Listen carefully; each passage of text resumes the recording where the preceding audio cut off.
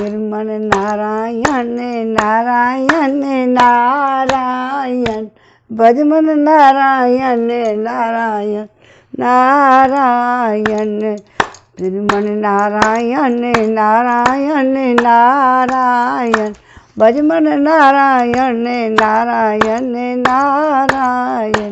गोविंद मेरो है गोपाल मेरो है, श्री बांके बिहारी नंद लाल मेरो है। बांके बिहारी जय हो तुम्हारी, जय हो तुम्हारी लाला जय हो तुम्हारी। गोविंद मेरो है गोपाल मेरो है, श्री बांके बिहारी नंद लाल मेरो है। बांके बिहारी जय हो तुम्हारी। बोलो ओम नमो भगवते वासुदेवाय। भागवत पुराण की जय हो। आज हम 13वां अध्याय पढ़ेंगे। अब इसमें क्या है, इंद्र पर ब्रह्महत्या का आक्रमण और बत्रासुर का पूर्व चरित्र, ये पढ़ेंगे आज। सुनो, अब श्री सुखदेव जी कहते हैं कि महादानी परीक्षित, हे परीक्षित से बात कर रहे हैं कि हे सुखदेव जी कहते हैं कि महाराज महादानी परीक्षित, बत्रासुर की मृत्यु से इंद्र के अतिरिक्त तीनों लोक और लोकपाल तत्क्षण परम प्रसन्न हो गए। उनका भय, उनकी चिंता जाती रही। युद्ध समाप्त होने पर देवता, ऋषि, पितर, भूत, दैत्य और देवताओं के अंतर गंधर्व आदि इनसे बिना पूछे ही अपने अपने लोक को लौट गए। इसके पश्चात ब्रह्मा, शंकर और इंद्र आदि भी चले गए। हे राजा परीक्षित, जब राजा परीक्षित से सुखदेव जी वार्तालाप कर रहे हैं और तब सुखदेव जी बोले कि राजा परीक्षित ने जब उनसे पूछा, राजा परीक्षित ने पूछा कि भगवान, मैं देवराज इंद्र को अप्रसन्नता का कारण सुनना चाहता हूँ। जब बत्रासुर के वध से सभी देवता सुखी हुए तब इंद्र को दुख होने का क्या कारण था? श्री सुखदेव जी ने कहा, हे परीक्षित, जब बत्रासुर के पराक्रम से सभी देवता और ऋषि महर्षि अत्यंत भयभीत हो गए थे, तब उन लोगों ने उसके वध के लिए इंद्र से प्रार्थना की कि परंतु वे ब्रह्म हत्या के भय से उसे मारना नहीं चाहते थे। तो देवराज इंद्र ने उन लोगों से कहा, देवताओं और ऋषियों, मुझे विश्व रूप के वध से जो ब्रह्महत्या लगी थी उसे तो स्त्री, पृथ्वी, जल और वृक्षों ने कृपा करके बांट दिया। 4 भागों में बांटा था जो ब्रह्महत्या थी। कौन कौन में? एक स्त्री, पृथ्वी, जल और वृक्षों ने। तो अब यदि मैं बत्रासुर का वध करूं तो उसकी हत्या से मेरा छुटकारा कैसे होगा? तो सुखदेव जी ने कहते हैं कि देवराज, इंद्र की बात को सुनकर ऋषियों ने उनसे कहा, हे देवराज, तुम्हारा कल्याण हो। तुमने आगे के लिए ये बहुत अच्छा प्रश्न किया है। तुम तनिक भी भय मत करो, क्योंकि हम अश्वमेध यज्ञ कराकर तुम्हें सारे पापों से मुक्त कर देंगे। अश्वमेध यज्ञ के द्वारा सबके अंतर्यामी सर्वशक्तिमान परमात्मा नारायण देव की आराधना करके तुम संपूर्ण जगत का वध करने के पाप से भी मुक्त हो सकोगे। फिर बत्रासुर के वध की तो बात ही क्या है। मतलब एक इसका बड़ा भाई था ना बत्रासुर का, वो इंद्र ने मार दिया था। वो विश्व रूप में वो बनाया था इन्होंने, देवराज इंद्र ने देवगुरु, वो मारा था। अब उसके बाद जब अब ये दूसरा भाई बत्रासुर, ये बहुत ज़्यादा बड़ा राक्षस पैदा हो गया। तो बत्रासुर की वध की तो बात ही क्या है। हे देवराज, भगवान के नाम संकीर्तन मात्र से ही ब्राह्मण, पिता, गौ माता, आचार्य आदि की हत्या करने वाले महापापी, कुत्ते का मांस खाने वाले चांडाल और कसाई भी शुद्ध हो जाते हैं भगवान का नाम नारायण नारायण भजने से।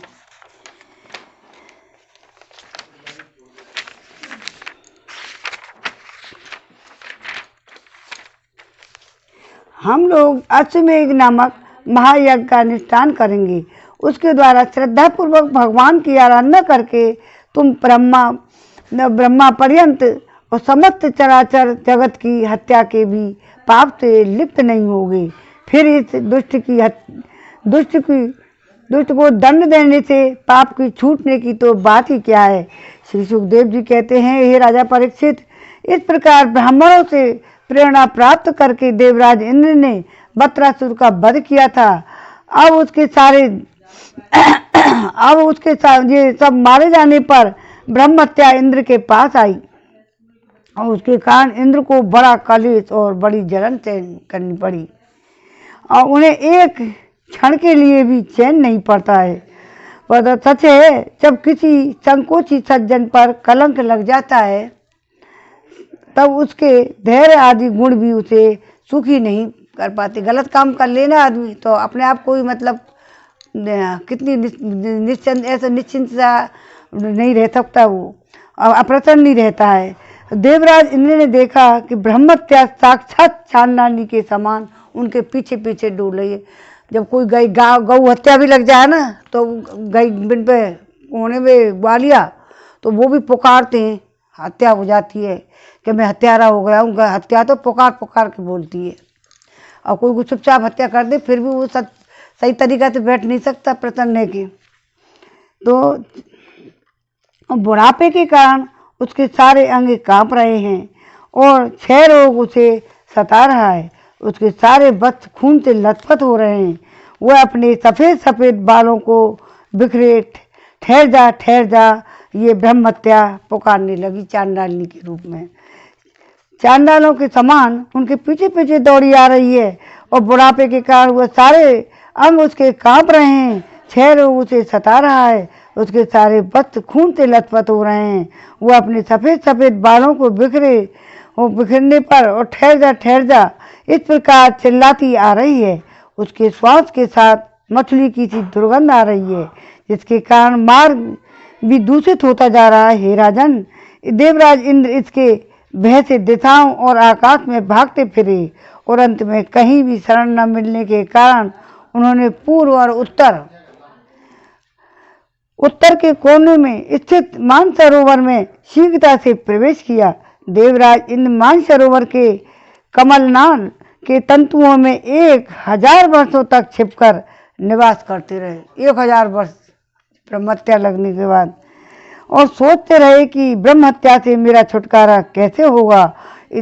इतने दिनों तक उन्हें भोजन के लिए किसी प्रकार की सामग्री न मिल सकी क्योंकि वे अग्निदेव के मुख से भोजन करते हैं और अग्निदेव जल के भीतर कमल तंतुओं में जा नहीं सकते।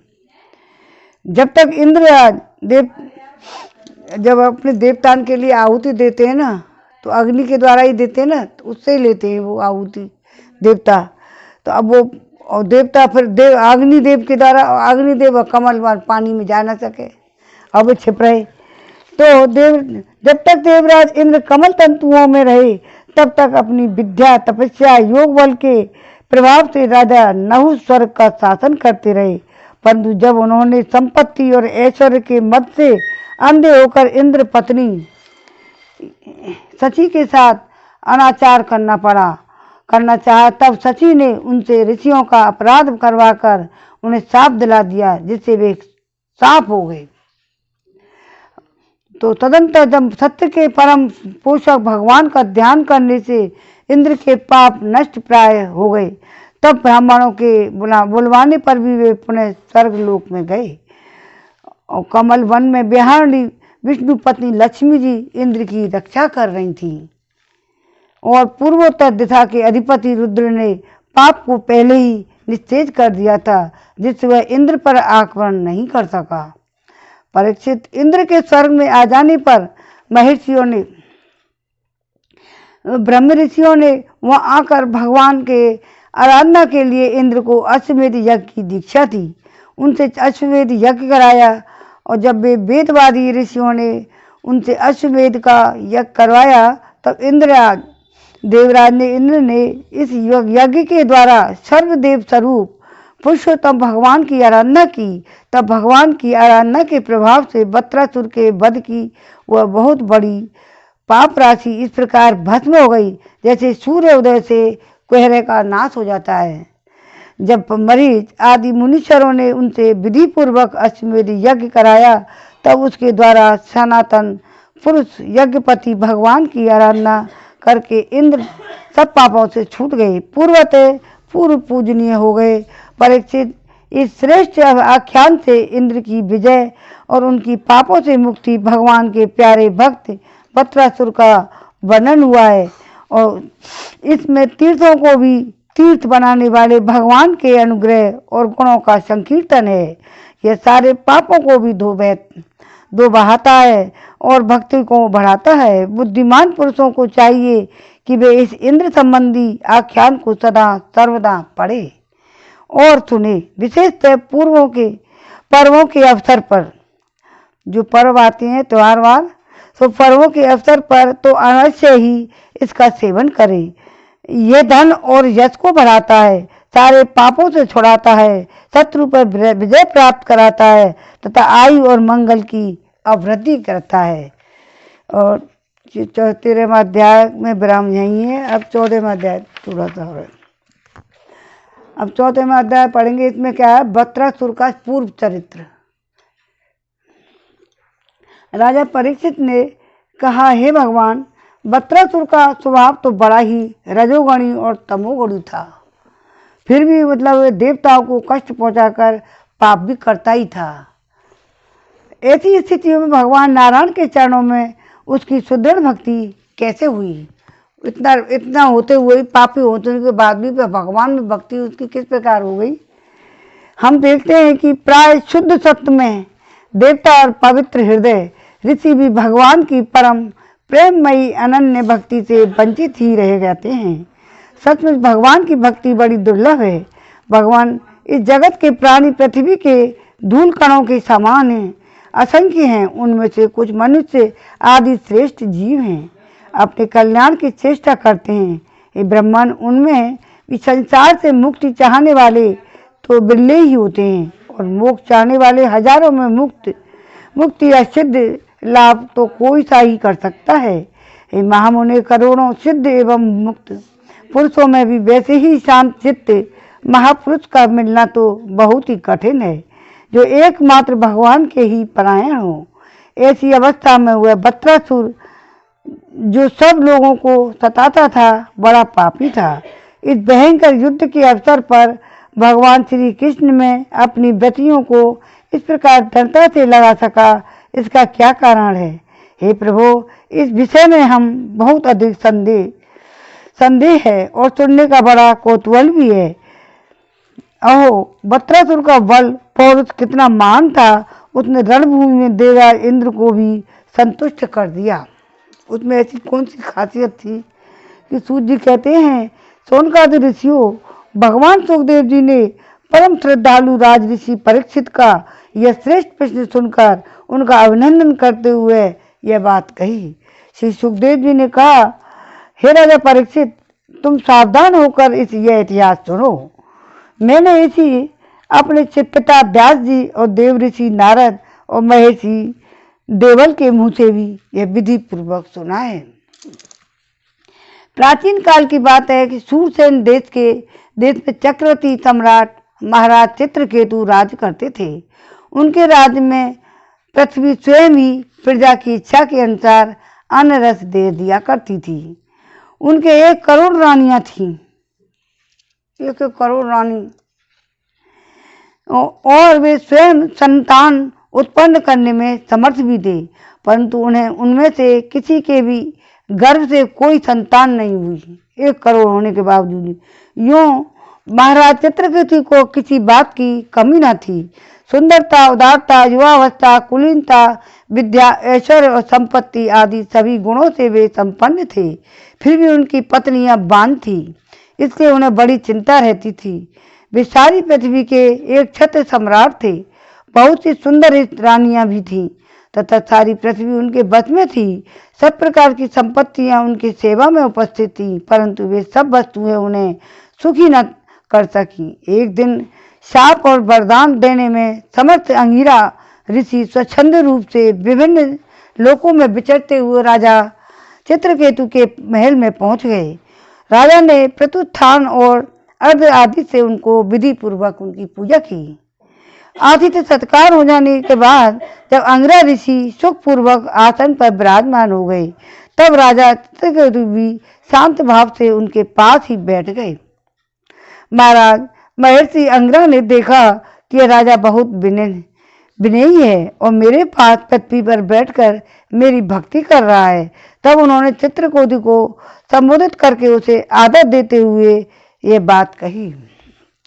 अंगिरा ऋषि ने कहा, हे राजन, तुम अपनी प्रवृत्तियों और प्रकृतियों, गुरु, मंत्री, राष्ट्र, दुर्ग, कोष, सेना और मित्र के साथ सकुशल तो है ना? जैसे जीव महत्वादि 7 आवरणों से घिरा रहता है, वैसे ही राजा भी इन 7 प्रकृतियों से घिरा रहता है। उनके कुशल से ही राजा की सकुशलता है। हे नरेंद्र, जिस प्रकार राजा अपनी उपर्युक्त प्रकृति के अनुकूल होने पर ही राज सुख भोगता है, वैसे ही प्रकृतियां भी अपनी रक्षा का भार राजा पर छोड़कर सुख समृद्धि लाभ कर सकती हैं।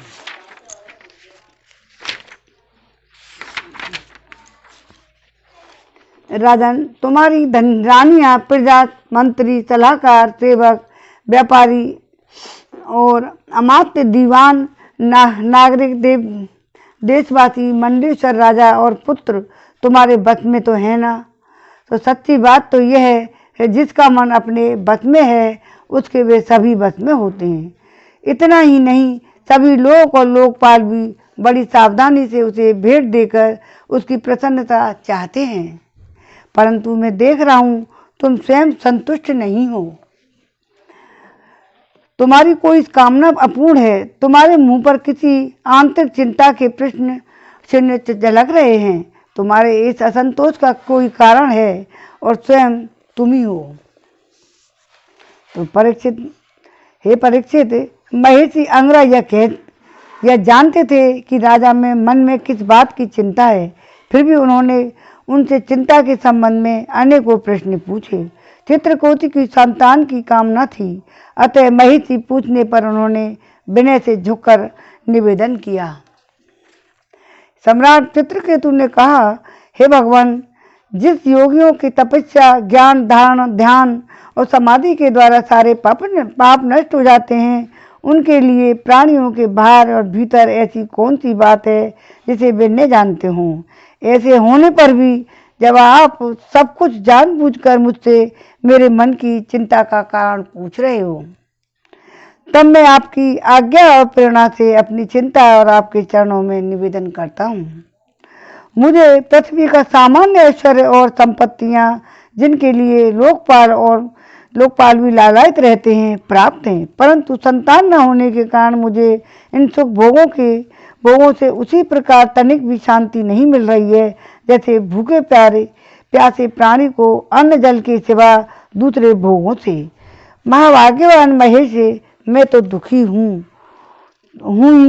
पिंडदान न मिलने के आशंका से मेरे पितर भी दुखी हो रहे हैं। अब आप हमें संतान दान करके परलोक में प्राप्त होने वाले चोर घोर नरक से उबारिए और ऐसी व्यवस्था कीजिए कि मैं परलोक में और सब दुखों से छुटकारा पालूं। श्रीमन नारायण नारायण नारायण भजमन नारायण नारायण नारायण। हे सुखदेव जी कहते हैं कि हे राजा परीक्षित, जब राजा चित्रकूट ने इस प्रकार प्रार्थना की, तब सर्वसमर्थ एवं परम कृपालु ब्रह्मपुत्र भगवान अंगिरा ने त्वष्टा देवताओं के योग इस विशेष क्षर निर्माण करके उससे उनका यजन किया और परीक्षित राजा चित्रकेतु की रानियों में सबसे बड़ी और सद्गुणवती महारानी कृतयुति थी।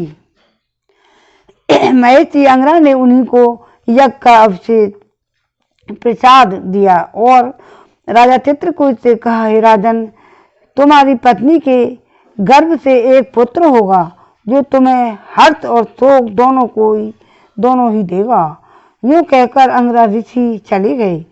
उस यज्ञाभिषेक प्रसाद के खाने से ही महारानी कृतदुति ने महाराज चित्रकूट के द्वारा गर्भ धारण किया, जैसे कृतिका ने अपने गर्भ में अग्नि कुमार की धारण किया था। राजन सूरसेन देश के राजा चित्रकेतु के तेज से कृतदुति का गर्भ शुक्ल पक्ष के चंद्रमा के समान दिनों दिन क्रम से बढ़ने लगा। तदंतर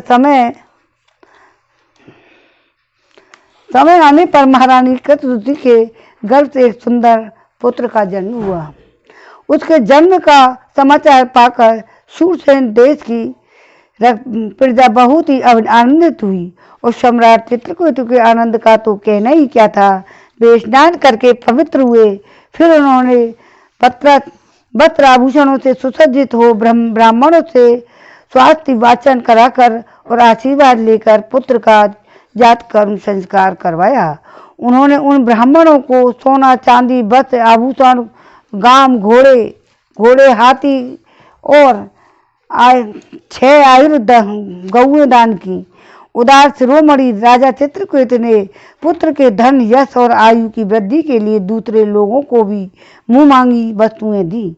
ठीक उसी प्रकार जैसे मेघ सभी जीवों का मनोरथ पूर्ण करता है, राजा परीक्षित, जैसे यदि किसी कंगाल को बड़ी कठिनाई से कुछ धन मिल जाता है तो उसमें उसकी आसक्ति हो जाती है, वैसे ही बहुत कठिनाई से प्राप्त हुए पुत्र में राजश्री चित्रकूट का स्नेह बंधन दिनों दिन बढ़ता ही गया और दृढ़ होने लगा। माता कृतदुति को भी अपने पुत्र पर मोह के कारण बहुत ही स्नेह था, परंतु उनकी 7 रानियों ने के मन में पुत्र की कामना से और भी जलन होने लगी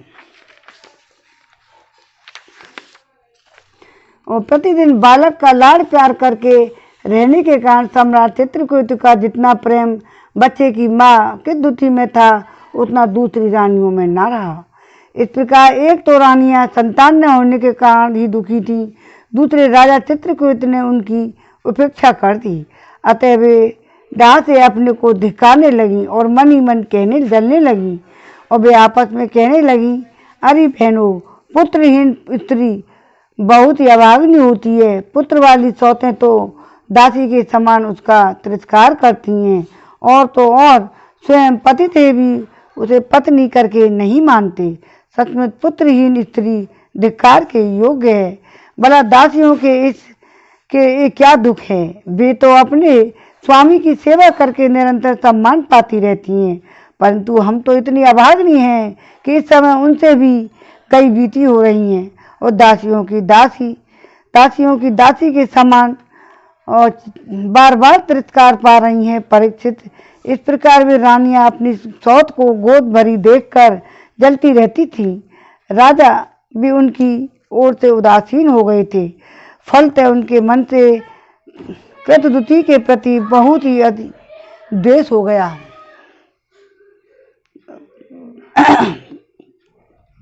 द्वेष के कारण रानियों की बुद्धि मारी गई, उनके चित्त में क्रूरता छा गई। उन्हें अपने पति चित्रकूट का पुत्र स्नेह सहन न हुआ, इसलिए उन्होंने चिढ़कर नन्हे से राजकुमार को विष दे दिया। महारानी कृतदुति को सौतों की इस घोर पापमयी गति का कुछ भी पता नहीं चला। उन्होंने दूर से देखकर समझ लिया बच्चा सो रहा है, इसलिए वे महल में उधर उधर डोलती रहीं और बुद्धिमती रानी ने जब देखकर यह बच्चा बहुत देर से सो रहा है और धाय से कहा, कल्याणी मेरे लाल को ले आ। धाय ने सोते हुए बालक को पास जाकर देखा, उसके नेत्रों की पुतलियां उलट गई हैं और प्राण, इंद्रिय और जीवात्मा ने भी उनके पैर शरीर से विदा ले लिए। यह देखते ही हाय रे मैं मारी गई, इस प्रकार कहकर वह धरती पर गिर पड़ी। धाय अपने दोनों हाथों से छाती पीट पीट कर बड़े आर्त स्वर में जोर जोर से रोने लगी।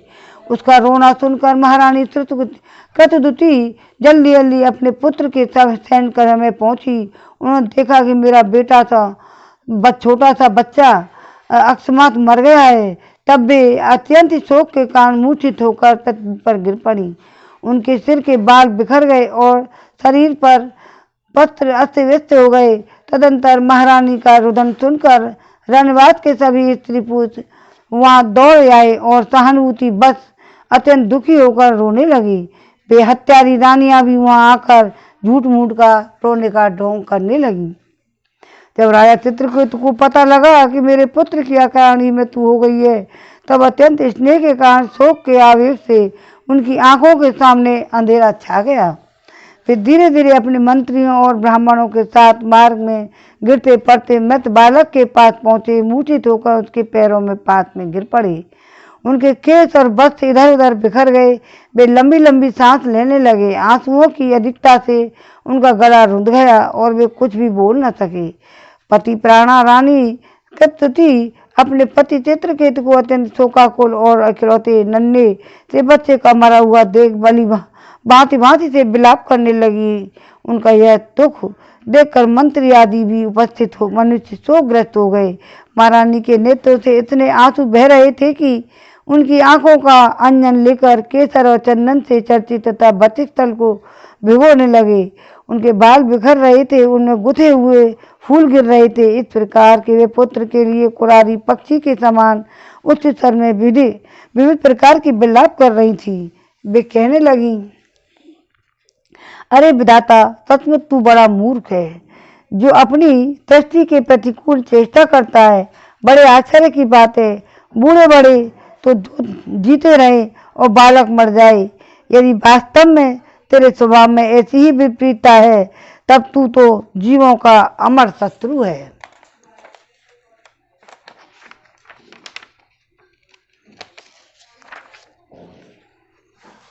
यदि संसार में प्राणियों के जीवन का मरण का कोई क्रम न रहे, तो वे अपने प्रारब्ध को सुनकर उनके अनुसार जन्मते ही मरते रहेंगे। फिर तेरी आवश्यकता ही क्या है? तूने संबंधियों में स्नेह बंधन से इसलिए डाल रखा है कि वे तेरी शक्ति को बढ़ावें, परंतु तू इस प्रकार बच्चों को मारकर अपने किए किराए पर अपने हाथों से पानी फेर रहा है। फिर भी अपने मृत पुत्र को और देख कर कहने लगी, बेटा, मैं तुम्हारे बिना अनाथ और दीन हो रही हूँ। मुझे छोड़कर इस प्रकार चले जाना तुम्हारे लिए उचित नहीं है। तनिक आँख खोलकर देखो तो सही, तुम्हारे पिताजी तुम्हारे वियोग में कितने शोक संतप्त हो रहे हैं। बेटा, जिस प्रकार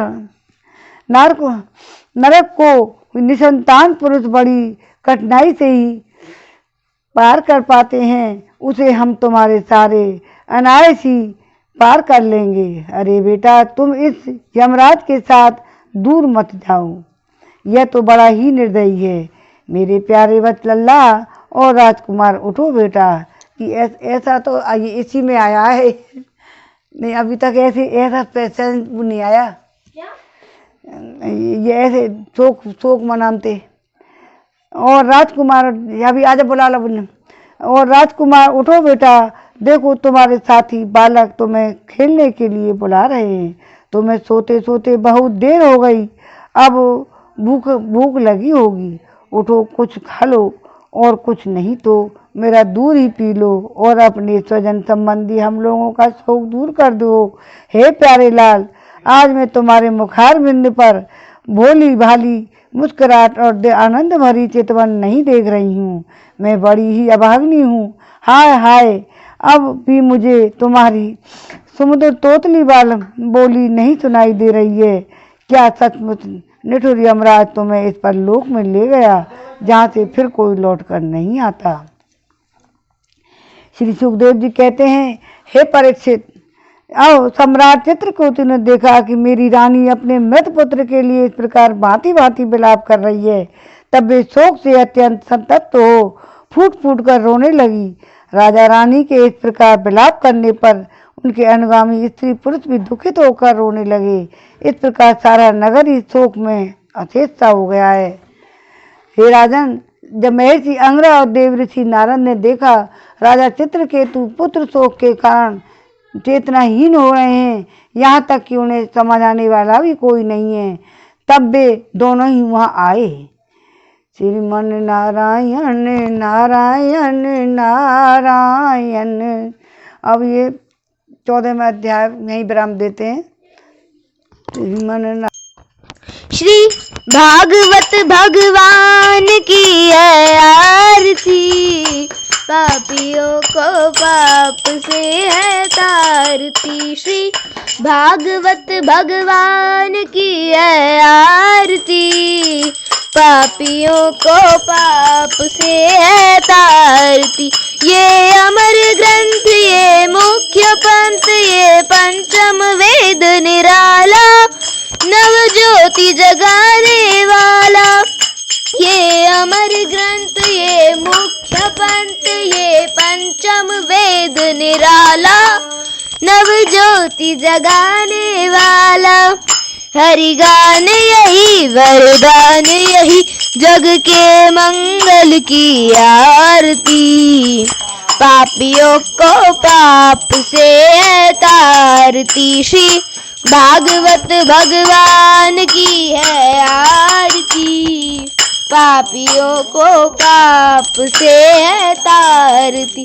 ये शांति गीत पावन पुनीत सा कोप मिटाने वाला, हरिधरस दिखाने वाला, है सुख करनी है दुख हरिनी, श्री मधुसूदन की आरती, पापियों को पाप से है तारती। श्री भागवत भगवान की है आरती, पापियों को पाप से है तारती। ये मधुर बोल जग बंद खोल, सन्मार्ग दिखाने वाला, बिगड़ी को बनाने वाला, है मधुर बोल जग बंद खोल, सन्मार्ग दिखाने वाला, बिगड़ी को बनाने वाला।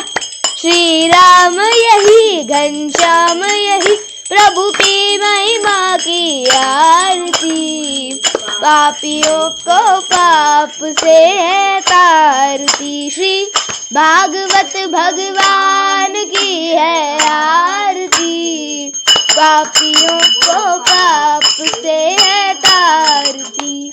ओम नमो भगवते वासुदेवाय नमः। जय जय आनंद की जय, जय जय श्री राधे, राधे श्याम। सीताराम।